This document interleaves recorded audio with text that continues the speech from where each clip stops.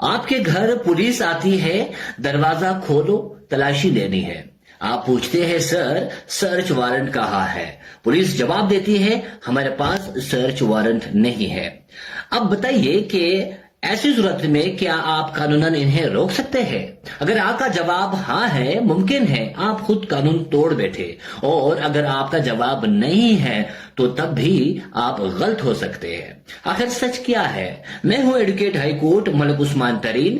صرف 2 منٹ کی ویڈیو ہے، پورا سن لیجئے گا تاکہ آج کے بعد کوئی بھی آپ کو اس معاملے میں بیوقوف نہ بنا سکے۔ یہ وہ سوال ہے جو روزانہ ہزاروں پاکستانی غلط سمجھتے ہیں، حتیٰ کہ بعض وکلا بھی اس دفعہ کو پوری طرح نہیں پڑھتے۔ قانون کہتا ہے کہ عام حالات میں سرچ وارنٹ ضروری ہے، لیکن ہر قانون میں ایک غیر معمولی استثناء بھی ہوتا ہے، اور یہی استثناء دفعہ 165 ضابطہ فوجداری میں ہے۔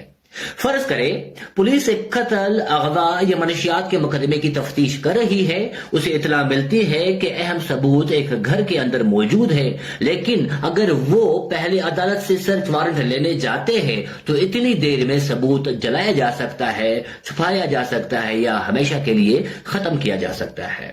ایسی ہنگامی صورت میں قانون پولیس کو اختیار دیتا ہے کہ وہ بغیر سرچ وارنٹ بھی تلاشی لے سکتی ہے، لیکن صرف اسی صورت میں۔ اب سب سے اہم بات، بغیر سرچ وارنٹ کا مطلب ہرگز یہ نہیں کہ پولیس کو کھلی چھوٹ مل گئی ہے۔ نہیں، پولیس آفیسر کو پہلے تحریری طور پر وجوہات لکھنی ہوگی، یہ بھی لکھنا ہوگا کہ کس چیز کی تلاش ہے۔